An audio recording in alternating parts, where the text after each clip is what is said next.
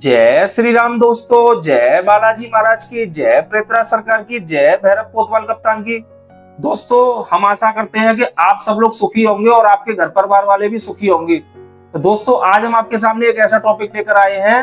2-3 दिन बाद हनुमान जन्मोत्सव है, जिसकी तारीख है 12 अप्रैल 2025, दिन है शनिवार।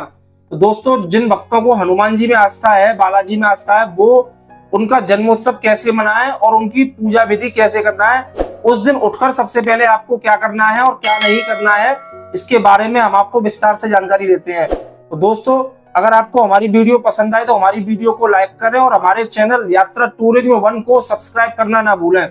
तो दोस्तों, हम वीडियो में अब आगे बढ़ रहे हैं। सबसे पहले हमने लिखा है, जिस दिन हनुमान जयंती है उस दिन आपको सुबह 6 बजे तक उठ जाना है। यानी उस दिन आपको 6 बजे तक उठकर उसके बाद में शौच स्नान आदि करके पीले वस्त्र धारण करने हैं, जिस दिन हनुमान जयंती वाले दिन। उसके पश्चात आपको स्वच्छ जल लेकर हनुमान जी के मंदिर में आपको पोंछा लगाना है अपने हाथों से। तो दोस्तों, ये काम आपको सर्वप्रथम उठकर सबसे पहले यही काम करना है। दोस्तों, उसके बाद में हम आपको बताएंगे पूजा के लिए सामग्री। पूजा के लिए हनुमान जी के लिए क्या क्या सामग्री होनी चाहिए। जनेऊ, 5 सुपारी, फूल माला एवं फूल, और हनुमान जी के लिए मीठा पान और 5 पान के पत्ते, फल, मिठाई, अगरबत्ती, लाल वस्त्र, कुमकुम इत्यादि और कपूर आरती के लिए। ये सारी सामग्री आप जुटाकर रख लें, क्योंकि ये पूजा के समय पर काम आएगी। इसके बाद में दोस्तों, घर के दरवाजे पर आम या अशोक के पत्ते की बंदरबान टांगना बहुत जरूरी है। जिस दिन हनुमान जन्मोत्सव है उस दिन आपको घर के बाहर मेन गेट पर एक अशोक के पत्ते मिल जाए या आम के पत्ते मिल जाए, उसकी आपको बंदरबान टांगनी है। और दोस्तों, आपको एक चौकी लेनी है और उस पर एक लाल कपड़ा बिछाकर हनुमान जी की मूर्ति या बालाजी की जो भी मूर्ति है उसको स्थापित करना है उस लाल कपड़े पर। उसके बाद में दोस्तों, बालाजी को जल से स्पर्श करके उनके फोटो या उनकी तस्वीर है उनको गीले कपड़े से पोंछना है और उनको एकदम सुव्यवस्थित ढंग से आपको रखना है। और आपको एक घी का दीपक भी जला के रखना है। घी का दीपक भी जलाना है। जब तक आप पूजा करें तब तक आपको घी का दीपक भी जलाना है। तो दोस्तों, याद रहे, मैं जो आपको बता रहा हूं ये सारे नियम आपको करने हैं। इसके बाद में कोई भी नियम आपसे छूटे नहीं और कोई भी भूल चूक नहीं हो। आप सारी बातें ध्यान से लिख लेना जो मैंने इस किताब में लिखी हुई है। अब आपको पूजा की विधि बताते हैं। सर्वप्रथम आप एक आसन लेकर उस पर आसन पर बैठ जाएं और बालाजी महाराज से पूजा के लिए प्रार्थना करें। सबसे पहले आपको जल के छींटे लगाने हैं बालाजी महाराज को। उसके बाद में आपको स्नान करके उनको तिलक लगाना है, कुमकुम का तिलक लगाना है। उसके बाद में आपको बालाजी महाराज या हनुमान जी महाराज जो भी है आपके घर में, उनको सबसे पहले आपको जनेऊ पहनाना है। जनेऊ पहनाने के पश्चात आपको फल फूल भी अर्पण करने हैं और हनुमान जी से प्रार्थना भी करनी है कि हे हनुमान जी महाराज, हमें सद्बुद्धि प्रदान करें और हमारा कार्य कोई भी न रुके और हमारे कार्य को निरंतर प्रगति पर रखें। और उसके पश्चात आपको हनुमान जी को एक मीठा पान भी अर्पण करना है कि प्रभु आप मीठे पान को ग्रहण कीजिए। इसके बाद में आपको अगरबत्ती भी दिखानी है और दीपक की लौ भी हनुमान जी के समक्ष दिखानी है एवं जलाकर भी रखनी है। इसके बाद में इसमें लिखा हुआ है लाल वस्त्र भी अर्पण करना है। आपको अपने दोनों हाथ लेकर हनुमान जी महाराज को लाल वस्त्र भी अर्पण करने हैं। हे प्रभु, वस्त्र को ग्रहण कीजिए। धूपम दीपम चंदनम पुष्पम समर्पयामि, आप उनको समर्पित करें। गंधन्ते समर्पयामि, आप उनको तिलक भी लगाएं। वस्त्रांते समर्पयामि, वस्त्र भी अर्पण करें। ये सारी बातें आपको करनी है और हनुमान जी महाराज से प्रार्थना भी करनी है।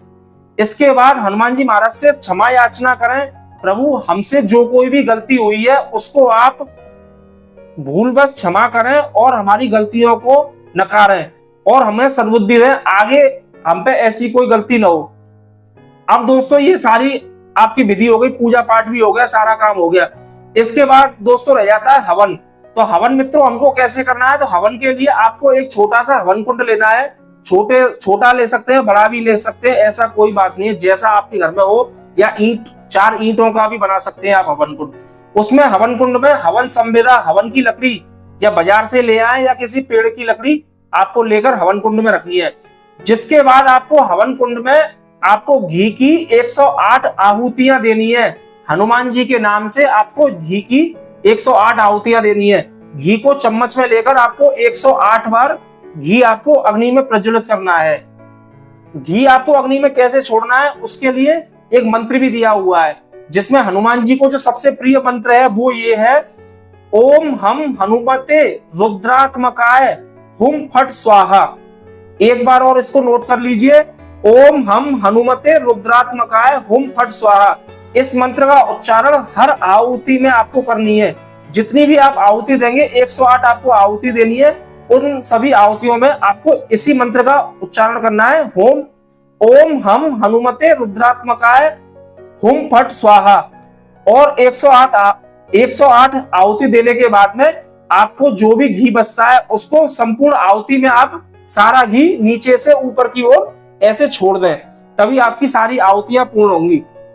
इसके पश्चात आपको हनुमान जी की आरती भी करनी है।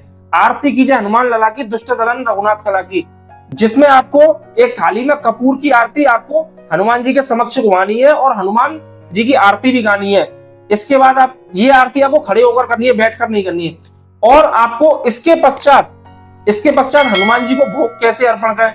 हनुमान जी को भोग जैसे आपने जो भी घर में कुछ बनाया है या बाजार से जो कुछ भी लाए हैं उस दिन, ये आपको भोजन हनुमान जी के समक्ष थाली पर आपको प्रसाद ग्रहण कराना है हनुमान जी को या बालाजी को, जिस किसी को भी, वो तो दोनों एक ही है आपको। और साक्षात दंडवत प्रणाम भी करना है कि हनुमान जी महाराज हमारे द्वारा बनाया हुआ आप भोजन ग्रहण करें। और आप फिर उस भोग को आप अपने जो भोजन है, रसोई घर में जो भी भोजन है, उस सभी भोजन में आप उसको मिला दें। इसके बाद जो भी जल बचता है उस जल के छींटे आप अपने पूरे घर में दें, ऊपर से नीचे तक, बाहर से भीतर तक, सब जगह आपको जल के छींटे देने हैं। और दीपक की जो लौ जल रही है उस दीपक की लौ को भी पूरे घर में घुमाना है, जिसके बाद में आपका कार्य संपूर्ण होता है। इसके बाद में आपको कम से कम एक गरीब व्यक्ति या कोई ब्राह्मण किसी को भोजन कराना है अपने दरवाजे पर। आप उसको अपने दरवाजे पर भोजन कराएंगे तो हनुमान जी महाराज भी खुश होंगे। और गाय को रोटी निकालना ना भूलें, गाय को जो भी पकवान है उसको भी निकालना ना भूलें। गाय माता सर्वोपरि है, उनको भी कुछ भेंट करें। और जब तक आप गाय की सेवा करते रहेंगे तो हमारा हिंदू राष्ट्र है वो हिंदू राष्ट्र बन जाएगा, नहीं तो हम ऐसे ही तड़पते रहेंगे। उसके बाद में आपको खुद भोजन करना है। तो दोस्तों, मैं जानता हूं कि आपके वीडियो समझ में आई होगी। अगर आपको हमारी वीडियो समझ में आई हो तो हमारी वीडियो को लाइक करें और साथ ही हमारे चैनल को सब्सक्राइब करें और साथ ही नीचे दिए गए घंटी वाले बटन को दबाना ना भूलें। जय सीताराम। एक बार बोलो प्रेम से, जय सीताराम।